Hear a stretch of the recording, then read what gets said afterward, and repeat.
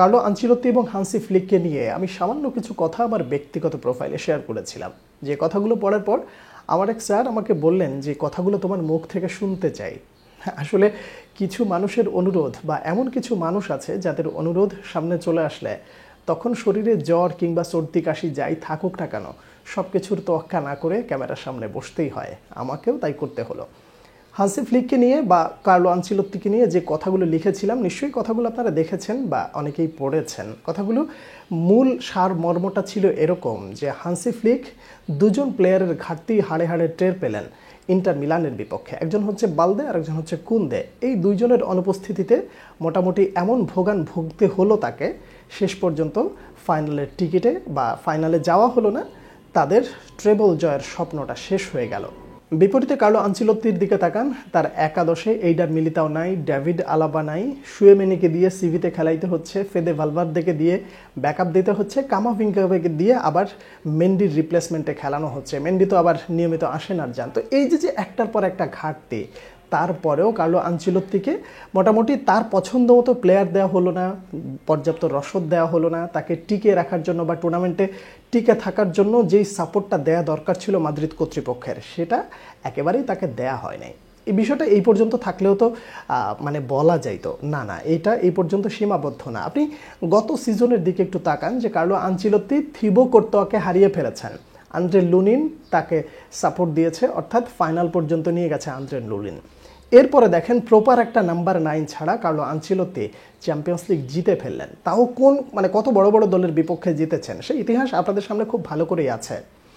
আমার প্রশ্নটা ছিল একদম ভিন্ন অ্যাঙ্গেলে, তা হলো হান্সি ফ্লিক বার্সায় দায়িত্ব নিয়েছেন 1 বছর। এই 1 বছরে বার্সার যে একটা আমূল পরিবর্তন, অর্থাৎ যেই বার্সাকে আপনারা জাভির আন্ডারে দেখেছেন সেই একই বার্সা শুধুমাত্র একজন কোচ আসার কারণে বা হান্সি ফ্লিকের পরশে কিভাবে বদলে গেছে। এখন ইউরোপের অন্যতম শক্তিধর দলগুলোর ভেতরে একটা অন্যতম দল তো বার্সেলোনা, এটা তো আপনি অস্বীকার করতে পারবেন না। ইনফ্যাক্ট পুরো সিজন জুড়ে বার্সেলোনা রিয়াল মাদ্রিদ থেকে কত বেটার ফুটবল খেলেছে, এটা আপনি নিশ্চয়ই একজন ফুটবল ভক্ত হয়ে থাকলে আপনি অস্বীকার করতে পারবেন না। এই বার্সা একদম সিজনের শেষ প্রান্তে এসে শুধুমাত্র দুটো প্লেয়ারের ঘাটতির কারণে উনি এক প্রকার সাফার করলেন পুরো জায়গাটা জুড়ে। এখন আপনি বলতে পারেন যে আসলে এই দুজন প্লেয়ার ছাড়া কিভাবে হান্সি ফ্লিক সাফার করলেন। দেখেন, বালদে আর কুন্দের অনুপস্থিতিতে ইন্টার মিলানের বিপক্ষে যারা খেলেছে তারা কিন্তু ভালো খেলেছে। এই প্রশ্নটা আপনি আমাকে করতে পারেন। ইনফ্যাক্ট পেজেও দেখলাম একজন প্রশ্নটা করেছেন। এই জায়গাটা আপনাকে আসলে একটু ভালো করে বুঝতে হবে। এরিক গার্সিয়া আপনাকে একটা গোল দিয়েছে, জেরার্ড মার্টিন আপনাকে অ্যাসিস্ট করেছে, আপনাকে টিকিয়ে রেখেছে, কিন্তু আপনি একটু খোঁজ নিয়ে দেখেন যে কুন্দে থাকাকালীন সময়ে এই পাশটা দিয়ে, অর্থাৎ কুন্দে যেই জায়গাটার প্লেয়ার, সে ডিফেন্সে কতটা সহায়তা করতে পারে এবং অফেন্সিভলি দলকে কতটা উইং পজিশনে সে কতটা লামিন ইয়ামালকে হেল্প করতে পারে। তো এই ঘাটতিটা তো আপনি হাড়ে হাড়ে টের পেয়েছেন। শুধুমাত্র এরিক গার্সিয়া গোল দিয়ে দিয়েছে বিধায় আপনি যে সেই ঘাটতিগুলো ভুলে যাবেন, বিষয়গুলো তো তা নয়।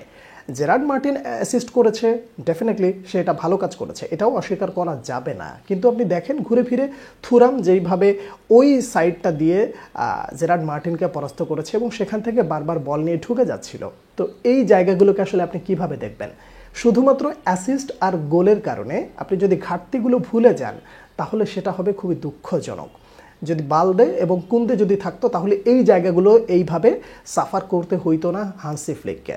তো এত কিছুর পরেও হান্সি ফ্লিক সেমিফাইনাল থেকে বিদায় নিলেন চ্যাম্পিয়ন্স লিগ থেকে। তবুও বার্সা ভক্তদের কাছে একটা ব্যাপার খুবই পরিষ্কার, তা হলো বার্সাকে যেইভাবে কামব্যাক করানো দরকার ছিল, বার্সা আসলে যেই রিলেটেড ফুটবল খেলে, বার্সা যেই ধরনের ফুটবল খেলতে পছন্দ করে, যেই ধরনের ডমিনেশন ইউরোপে তারা দেখাতে স্বাচ্ছন্দ্য বোধ করে, সেটা কিন্তু বার্সা খুব ভালোভাবে দেখিয়েছে।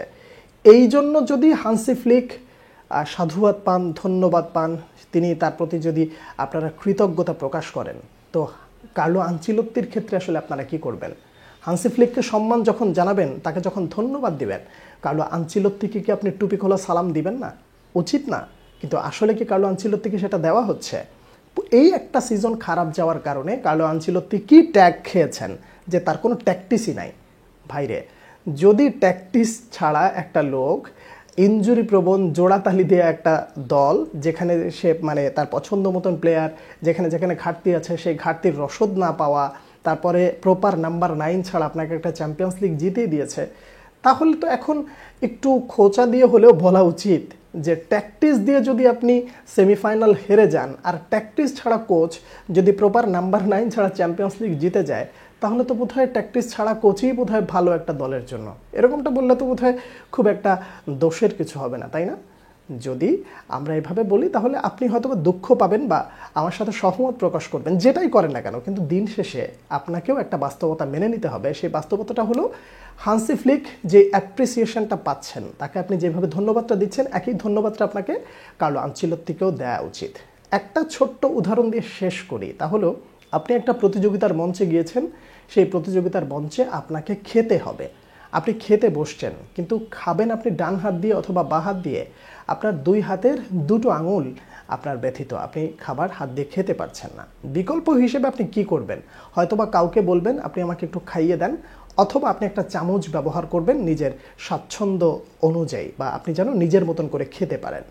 কিন্তু মনে রাখবেন, প্রতিযোগিতার মঞ্চে আপনার মানে অস্বস্তিকর হাত নিয়ে আপনি যতটা যতটা সুন্দর করে খেতে পারবেন, চামচ দিয়ে যতটা খেতে পারবেন, আপনি আর একটা অসুস্থ ছাড়া বা একটা সবল ব্যক্তির সাথে, বা যে ব্যক্তি হাত দিয়ে খাচ্ছে, যার 2 হাতে কোনো অসুবিধা নাই, সেই ব্যক্তির সাথে আপনি আসলে খেয়ে উঠে পারবেন না। আপনাকে দিন শেষে ওই অস্বস্তির কারণে আপনাকে হেরে যেতে হবে। এই জন্যই বলতে হয় যে অস্বস্তি নিয়ে আপনি হয়তোবা ঠ্যাক চালাইতে পারবেন, চামচ দিয়ে বা অন্যের সহযোগিতা নিয়ে আপনি প্রাথমিক অবস্থায় সামাল দিতে পারবেন, কিন্তু প্রতিযোগিতার মঞ্চে টিকে থাকতে গেলে আপনার অস্বস্তিগুলো ছাড়া আপনাকে থাকতে হবে, টিকে থাকতে হবে। কার্লো আনচেলত্তিকে যদি আপনি অস্বস্তি ছাড়া তার পছন্দ মতো প্লেয়ার দিয়ে একটা স্কোয়াড দিতেন একটা সিজনের জন্য, যদি তখন তিনি ব্যর্থ হতেন, তখন আপনি তাকে বোধহয় বলতে পারতেন যে না, সে টোটালি এক্সপোজড হয়ে গেছে, কিংবা তার আসলেই কোনো ট্যাকটিস নাই, বা ট্যাকটিক্যালি তিনি এখন আর আসলে চলে না। শব্দ প্রয়োগ, শব্দ দেয়া এবং কথা ছুড়ে দেওয়ার আগে, ট্রল করার আগে যথেষ্ট মার্জিত হওয়ার পাশাপাশি পরিবেশ পরিস্থিতি বোঝাটা প্রত্যেকটা সুস্থ মানুষের দায়িত্ব, এবং আপনি আপনার জায়গা থেকে এই ব্যাপারগুলো বিবেচনা করবেন বলে আমি বিশ্বাস করি। আমার স্যারের অনুরোধ আমি রাখতে পেরেছি। শরীরের অবস্থা খুব একটা ভালো না, জ্বর ঠান্ডা কাশি সব কিছু নিয়েও আপনাদের সামনে হাজির হয়েছি। আপনার দোয়ায় আমাকে স্মরণ রাখবেন। এছাড়া এই পুরো বিষয় নিয়ে যদি আপনার কোনো মতামত থাকে জানাবেন, পরবর্তী ভিডিওতে আবারও সুস্থ হয়ে আপনাদের সামনে আসার চেষ্টা করব। কিংবা আরও যদি আপনাদের কোনো প্রশ্ন থাকে, হঠাৎ করে যদি আমাকে ক্যামেরার সামনে বাধ্য হয়ে আসতে হয়, চলে আসার চেষ্টা করব ইনশাআল্লাহ। আপনাদের দোয়া আমার সঙ্গে থাকুক, ইনশাআল্লাহ আবার দেখা হচ্ছে। সে পর্যন্ত অনেক অনেক ভালো থাকবেন। আল্লাহ হাফেজ।